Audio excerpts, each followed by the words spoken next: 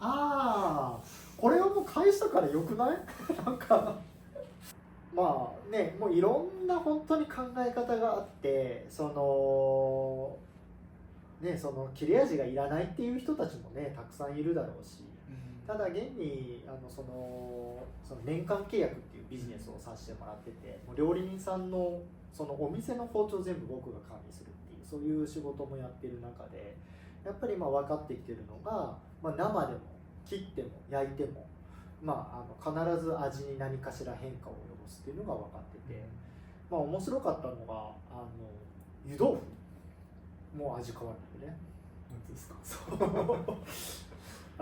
ちょっとかなり深掘りして何回もやってるわけじゃないからあれだけども、はい、その何が違うかっていうと、火を入れた豆腐をタレにつけて食べた時の味が違ったんだよね。ああ、それやっぱ断面のだと思うんだよね。だから普通に冷ややっこで食べたら分かんないんだけど、湯豆腐にして味をつけた時の味の変化っていうのにちょっと驚いたり。だからいわゆる僕らがまあその時言ってたのが完全加工食品っていうまあ表現をしてたんだけども、要するにまあ原型がないぐらいまあぐちゃぐちゃに混ぜてしまったようなもの、豆腐とか、まあ、チーズとか、まあ、かまぼことか、そういったものもやっぱり味が変わる。だからかまぼこでめちゃくちゃ切れる包丁で切ると、魚ちゃんと使ってたんだと思うような魚の香りがすごいしてくれたりとかね。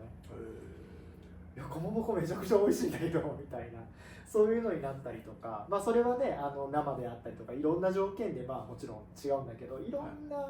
まあ、実験をしていく中でやっぱりまあ味が変わらないものっていうのはゼロではないんだけどね、もちろんその香りがもうあまりないとか、味があまりないものとか、まあ、変わらないものも全然ないわけではないんだけども、まあ、多くのものがやっぱり切れ味というもので、まあ、変化を及ぼしているっていうのはまあ間違いないんじゃないかなとは感じてて、やっぱ刃先の形状が違うもので切ったら、まあ、異なるもので切ったらやっぱ出てくるものも違うっていうのはまあすごく当たり前のようなことにも感じるんですけど、でもそこまでその突き詰めてかまぼこをよく切れるやつで切るとかって発想が多分そもそもやっぱ料理人とかそう、ね、ものすごくこだわってる人じゃないと、それをあれなんですか、例えば湯豆腐にしたら切れるとイメージ的になんか弾いちゃうのかなっていう気もするんですけど、そんなことないですか？そんなことないね。タレの海苔とか味の入り方が全然変わるから、逆にいいんですか？そうだからうなぎ先でもめちゃくちゃ切れると本当に半身ずつ切れる切れないでやったりもするんだよね、もう本当に同じうなぎっていうぐらい味が濃いのよ。勝手なイメージですけど、その断面が傷つかないほど弾いちゃうのかなっていう気もするんですけど、そうでもそういう結果にはほぼならないかな。だからよくあるのがそばも切れない方がつゆが辛みがあるっていうじゃない。聞いたことある？なんかね、なんか断面潰れてザラザラになるからみたいな、の方がなんか絡むイメージがあるんですよ。そうで、それも僕講習受けていただいて、すごいそのグループの方々でそば打ちのすごいなんか、まあ、コミュニティの方々が何回もちょっと来店いただいて、でそばの実験やりたいからって言ったら協力してあげるって言っていただいたんで、静岡までこっちが行って、で朝から夕方までその茹でて食べるとかいろんな実験させてもらったんだけども、その時の結果で言うと切れた方がつゆの辛み、その原理を知りたいですよ。でよく見ると、やっぱり潰してる方がツルツルになってるのよ。で切れる方がなんだろう、そ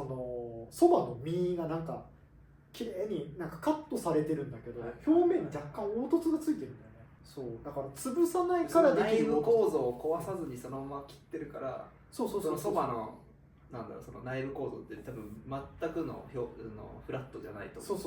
それがそのまんまザラザラ出てきてる。こう潰されちゃうとそれがこう断面がこう潰れて、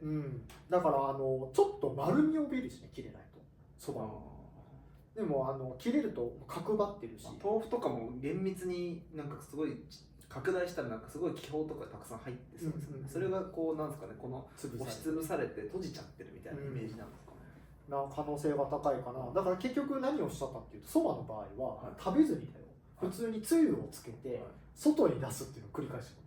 そうするとつゆの減り方が分かるじゃない。面白い。そんな実験思いつかないですよ。そうかな。そもそもだって食べないでつゆだけつけてるから系があると思わないですだからとりあえずそれを繰り返してた時にやっぱり切れた方がつゆの減りが早かったんです確かでそれもよくまた観察していくと、やっぱ切れないやつの方が、水分が多い。だから茹でた時に水たくさん吸っちゃうのかもしれない。でもそこってなんか逆のように聞こえちゃうんですけど、水に茹でた時は吸収するのに切れない方が、でもつゆつける時に吸ってるから吸わないと。そういうこと。それでもうスポンジがもうすでに飽和状態だから。そういうなるほど。それでなんかだからさらに面白かったのがそば湯が切れない方が濃いんだよ。出てるんだもんね、流出して。だからそのツルツルに見える理由っていうのが茹で汁がだからそばがもう崩れて外に出ちゃうんだろうね。でそこに水が入ってツルツルに見えて丸みを帯びてる。でもそれは多分今の話で言うと水をたくさん吸っちゃってるから、だからそれが分かった後から食べるそばがなんとなくこのそばは切れないからすごい水っぽく感じるのかなとかっていうのが感じるようになっていらないことしちゃったみたいな、そば大好きだったのにみたいな。そこまで違うんですね、やっぱり。だからそれはすごい面白かったね。だから切れないなんかこうパッと切れ味って言われるとお刺身は分かるけど、その他のはよく分かんないみたいなその声もよく聞くんですよ。その要は火を通したり炒めたりすると純粋にその切れ味の差が出るのかっていうのが、それが最終調理ではなくなるじゃないですか、切ることが。それプラスその他の加工が入ってくると、でもそれだけ差が出るってことですもんね。そうなんだよね。だからそれを説明してくださいって言われても説明はもうできないんだよね。でも調べる方法もないし、いや実際やろうと思って努力はしてみたの。でその成分分析とかもかけれるって言ったから、分析機かけようと思っていろんな話聞きに行ったらミキサーで粉砕しなきゃいけないって話だったの。いやそのミキサーの刃切れないじゃんみたいなそれでもう全然変わっちゃうよねっていう話で、じゃあ肩やミキサーの刃めっちゃ鋭く研いどいたらいいのかなみたいな、そういう話までしてたんだけど。なんかそばの水分量とかは測れないですか？それは測れるかもしれないね。その茹で上がりのその切れ味のいいやつと悪いやつで含まれる水分量で、そこに差があったらやっぱ違うんだ。それはできるんじゃないかな。でもそれが数値で出せれば数値でも立証されるじゃないですか。ただそれはつゆが絡むか絡まないかではそれはその通りなんだけど、美味しいかまずいかの証明には全くなってないんで。そうなのよ。だからその美味しさって結局、何が一番ポイントかって言ったら押し付けるつもりはもう全くなくて、やっぱり皆さんがどういうものが美味しく思うのか、で多分切れ味が良くなればなるほどさっきの話雑味がなくなっていったりして、食べれる人がすごく増えるんだと思うんだよね。癖がなくなっていくというか、そうすると、食べれるっていう美味しく感じるっていう人たちの、数が増えていくのが切れ味なんじゃないかなとは思うんだけども、ただ裏返しで言うと切れない包丁で切った食材の方が好きだっていう声も一定数あるのも事実なんでね。その癖だったり雑味がこの食材の味っていうふうに思ってる方からすると、その洗練されすぎててなんか物食べてる感じがしないっていうのは、だから美味しいっていうのを基準にすると難しい、ね、だからやっぱり何が一番伝えたいかっていうと砥石の粗さによって味が多分変わるんだよねと。で砥石が細かくなればなるほど雑味が減っていくんだよねっていう、ここら辺は大体整合性が取れてるんじゃないかなとは思ってて、でじゃあ1万番と3000番とどっちが好きですかはもうこちらでは分からないじゃない。ただ1万番の方が多分食べれる人は多いですと、ただ物足らなく思う人もいるでしょ、で3000番の方は癖があるかもしれない、食べれない人は減るかもしれないけど好きな人は逆にそっちの方が熱狂するかもしれない、なんかそういうロジックっていう、そこら辺の情報を伝えたいだけなんだよね。だからやっぱりもうこの議論って最終的に何が起こるかっていうと、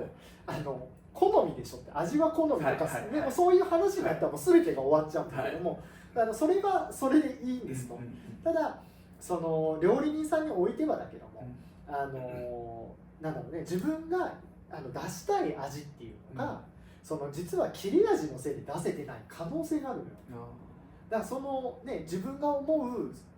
料理の一つの表現方法の中で切れ味を入れたことによって、あ、自分が出したかった味がこれなんだって、そこが広がると切れるもの、要するに切るものだよね、切るもので作った料理っていうのの幅がいきなり広がるはずなんだよね。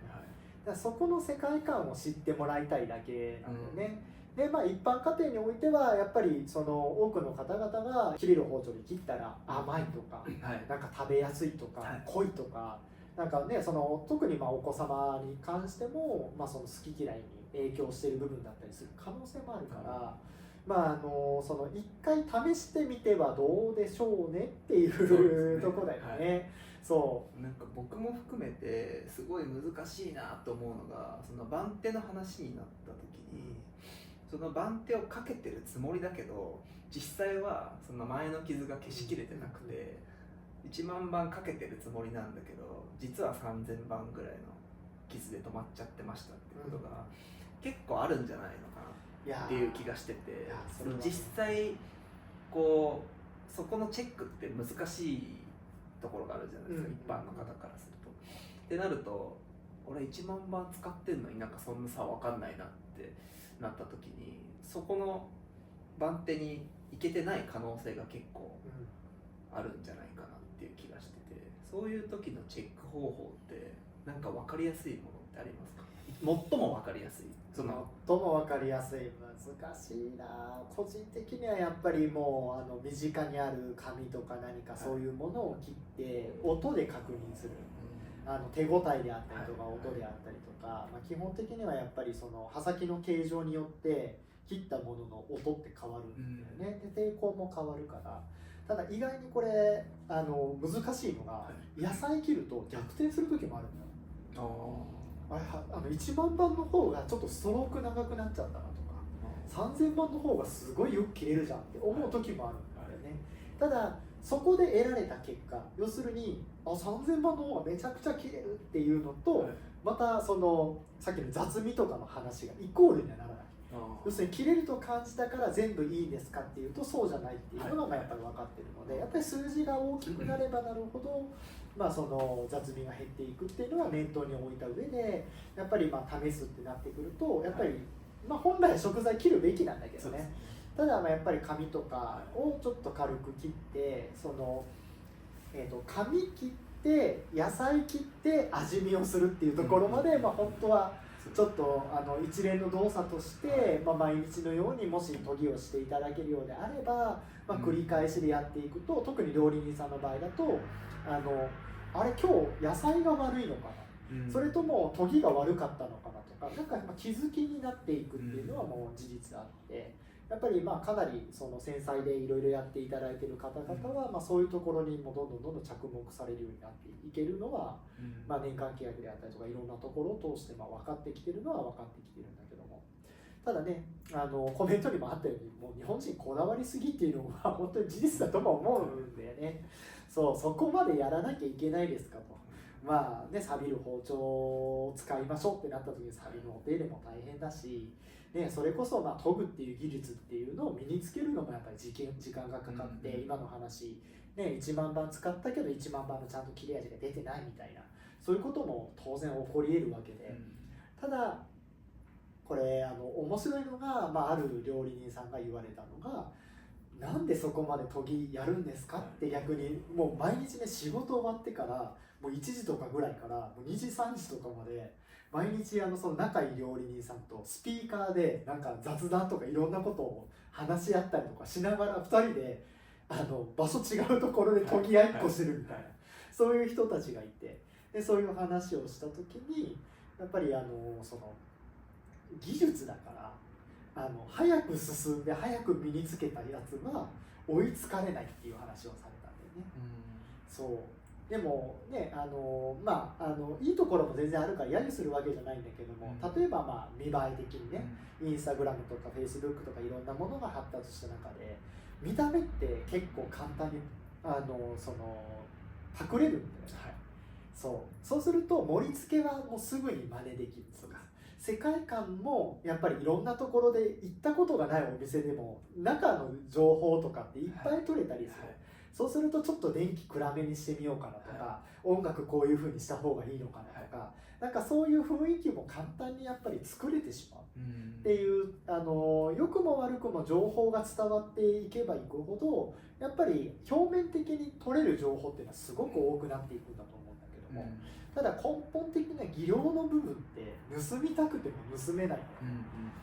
でそこで味が変わるっていうところでやっぱり熱狂された方々がいらっしゃって、これももう一人ね、ちょっと話変わっちゃうんだけど、年間契約のお客さんで、その塩とか調味料のそのいいものとそうじゃないって言われてたり、一般的なもの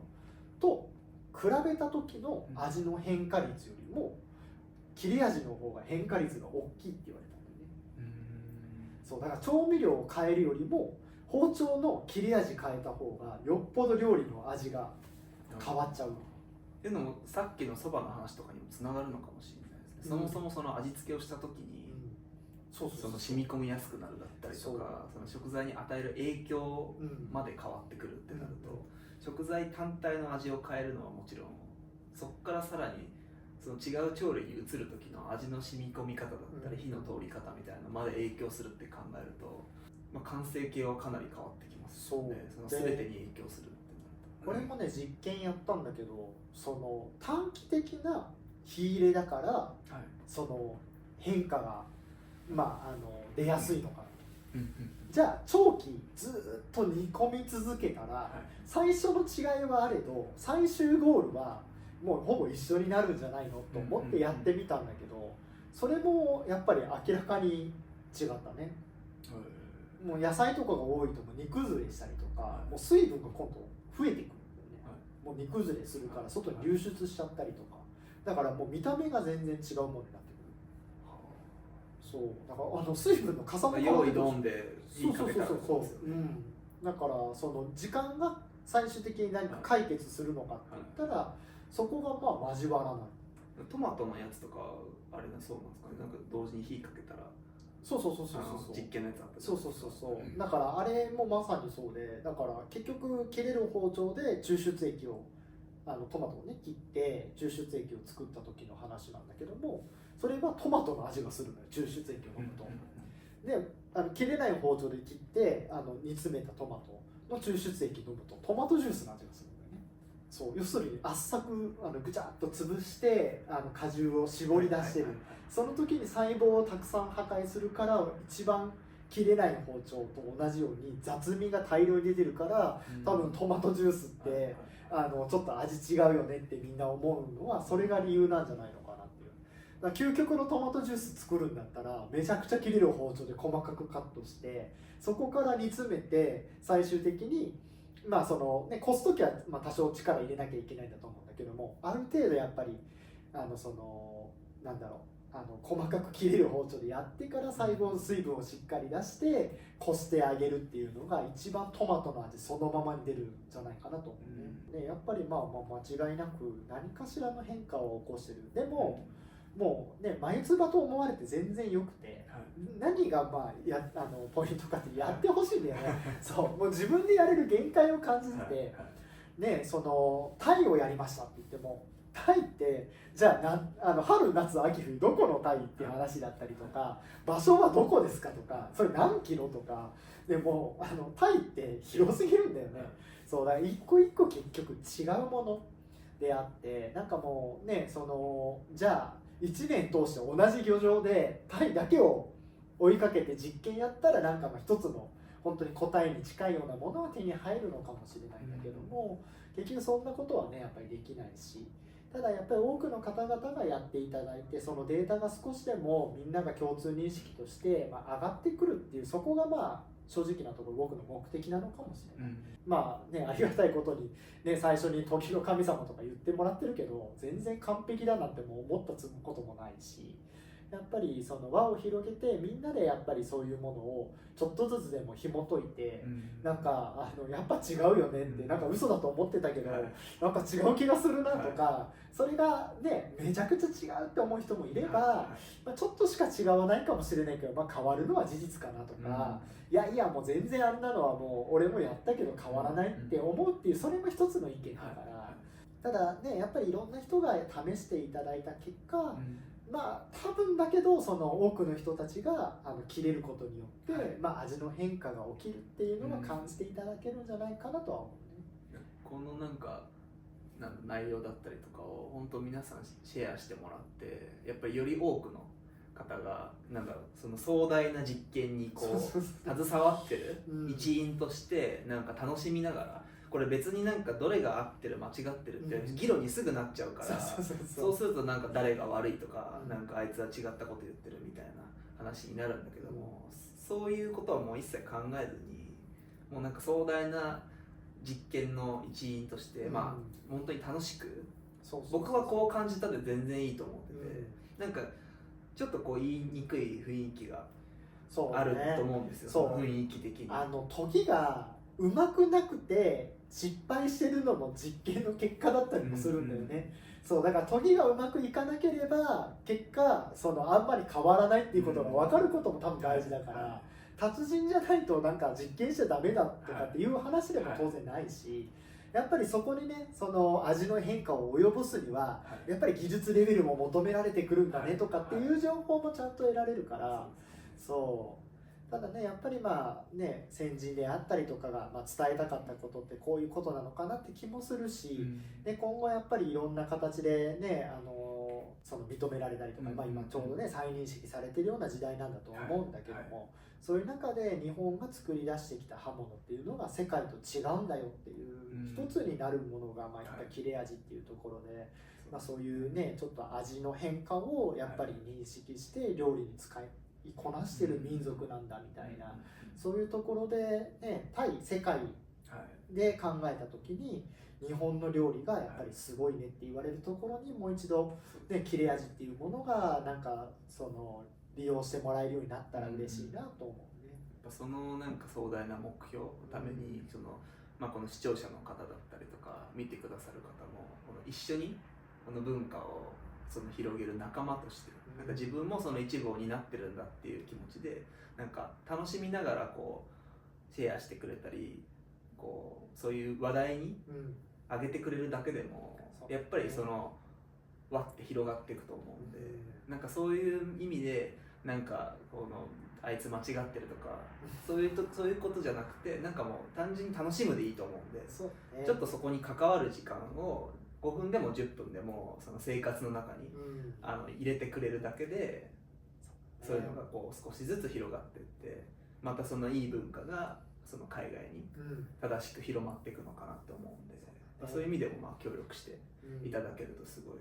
嬉しいなと思います。多分ねやっぱり僕も、ね、海外の方々であったりとか、海外の方々が来るやっぱり飲食店さんとのお付き合いとかお取引とかいろんな、ね、情報交換もするんだけど、やっぱり日本の美味しいとまた海外の美味しいと違うからね、そこら辺もねやっぱりね、世界に広がっていった時に、もしかすると僕が得てる情報で言えば、海外に関しては、仕上げをかけない方がやっぱり評価が高いような、雑味を個体の良さというふうに受け入れてるっていうところがあるのかなって気もすごい感じるので、そこら辺もねデータが上がってきてやっぱり付き合わせていくと、やっぱり日本人って食文化として、やっぱりこういうところがすごい、大事にしてきたんだねとか、特徴があるんだねとか、そういうものがやっぱりみんながもう一度認識できると、料理人さんの話になっちゃうかもしれないけども、これから海外に出て、ちょっと日本の、肩を背負ってなんか、ね、料理で勝負するみたいな、そういう方々がいてきてきた時にはやっぱりまあそういう知識も持っていっていただけると、ね、すぐにまあその切れ味という面でまたその味作りっていうところで、まあお客様にアジャストしていただけるんじゃないかなと思うしね。選択肢が広がるっていうのが一番こう強みというか、やっぱそこを自分で選べるっていうのはビジネスにもつながってくると思うので、やっぱりその選択肢を自分の中に持っていれば、でこのお客さんが美味しいと思ってもらえるような、まあ、味付けであったり、そのゴールに向けて全部を仕上げていけるんで、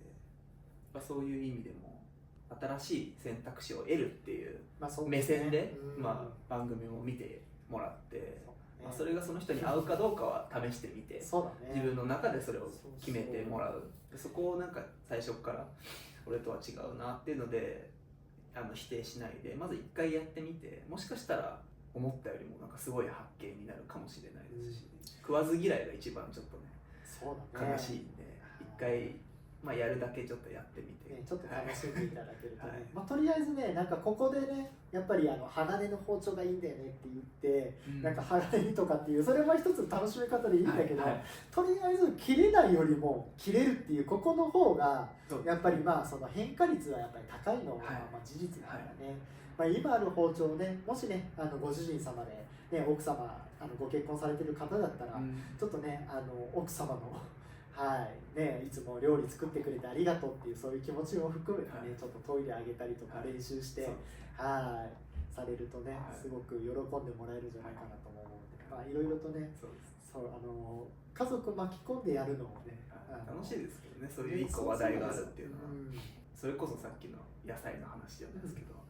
これ食べれなかったけど今日食べれたって自分のお子さんとかが言ったらやっぱパパも嬉しいですね、トイレで。いや、張りがあるよね。俺の研いだ包丁で野菜食べれるようになった。その子の人生変わるかもしれないからね。そこでまたこう家族の中で話題が一つ増える。じゃあ次はなんかこれでやってみようかなみたいな。そういう楽しむっていうのが一番大事だなって思う。その頭でっかちになって知識で勝負とかじゃなくて、マウント取るとかそういうことじゃなくても、本当に純粋に楽しむ中でやっぱ自然とそこに触れていって、で興味を持って、で興味を持ち出せばもう自分でもう勝手にどんどん深掘ってやっていくんで、いや本当にね、ぜひね、もうちょうど撮ってる時ね、今もうすごい寒くなってきたシーズンなので、皆さん鍋をめちゃくちゃ切れる包丁で作ってほしい。そこまで考えないですもんね、やっぱうちだと。いやもうね、冬の鍋は包丁切れるとめちゃくちゃ美味しい。まず甘くなる。野菜がとにかく、もう人参今日めちゃくちゃ甘いねみたいな、そういう感覚にやっぱりなったりするんでね、なんか一個一個ね、野菜を食べてるのに、なんか一個一個なんか変にコメントが出てしまうみたいな、そういう時も出たりするので、ぜひね、一回研いでもらいたいなとは思うかな。